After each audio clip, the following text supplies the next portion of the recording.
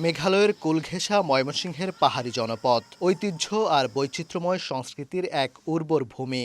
বিভাগের 4 জেলার পাহাড় সমতলে যুগ যুগ ধরে গারো, হাজং, কোচ, বর্মন, ডালুসহ বিভিন্ন নৃগোষ্ঠীর বাস। তবে প্রকৃতির এই নান্দনিকতার সমান্তরালে নাগরিক অধিকারের প্রশ্নে তাদের জীবনে অবহেলা আর বঞ্চনা এখনও কাটেনি। ভূমি জটিলতা, সুপেয় পানির তীব্র সংকট, নাজুক যোগাযোগ ব্যবস্থা, শিক্ষা ও স্বাস্থ্যের অনগ্রসরতার পাশাপাশি মজুরি বৈষম্যও এসব মানুষের নিত্যসঙ্গী। এছাড়া স্থানীয় পর্যায়ে কর্মসংস্থানের অভাবে বাধ্য হয়ে হাজারো তরুণ সস্তা শ্রমে যোগ দিচ্ছে দেশের নানা প্রান্তের বিভিন্ন ঝুঁকিপূর্ণ কাজে। 50-60 বছর ধরে আমরা এখানে অবস্থান করতেছি, বসবাস করতেছি, কিন্তু এটা আমরা নিজস্ব করে নিতে পারতেছি না, খারিজ করে নিতে পারতেছি না, কারণ আমাদের নামে বিআরএস রেকর্ড নেই। আমরা যে ধরনের সুযোগ সুবিধা বাংলাদেশের নাগরিক হিসেবে পাওয়ার কথা, সেই ধরনের কোনো ধরনের সুযোগ সুবিধা আমরা আসলে পাই না।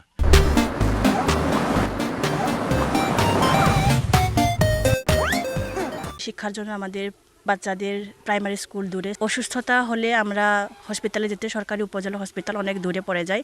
জীবনের আর কষ্ট কবে শেষ হবে?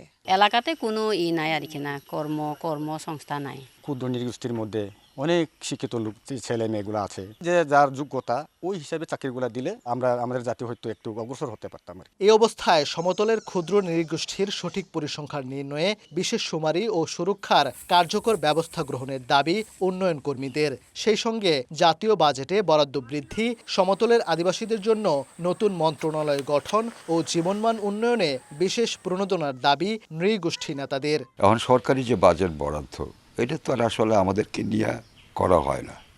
আমরা জানিও না আমাদের জন্য কতটুকু বরাদ্দ থাকে। তাদেরকে নিয়ে চিন্তা ভাবনা করতে হয়, উন্নয়ন পরিকল্পনা করতে হয়।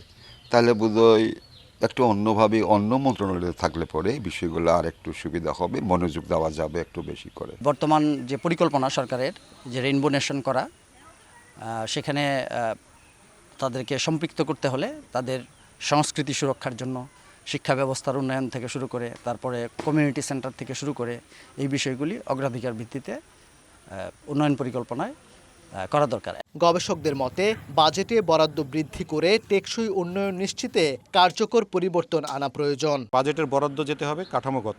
সেই কাঠামোগত যদি শিক্ষার ক্ষেত্রে হয়, যে শিক্ষায় তারা বঞ্চিত হচ্ছেন, অবশ্যই বাজেটে তাদের জন্য শিক্ষার ক্ষেত্রে স্পেশাল অ্যালোকেশন দেবে। সেটা যদি চিকিৎসার জন্য হয়, তাই কীভাবে তাদের ভূমি অধিকার নিশ্চিত করা যায়, কারণ হলো সেখানে তারা যে আইনের আশ্রয় নেবেন, সেখানে কি আইনি সহায়তা দেওয়া যায় কিনা, এই বিষয়গুলি কিন্তু সত্যিকার অর্থে আলোচনায় আসা দরকার।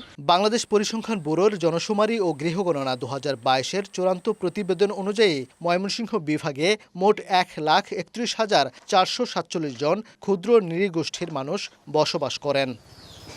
ওবায়দুল হক, সময় সংবাদ, ময়মনসিংহ।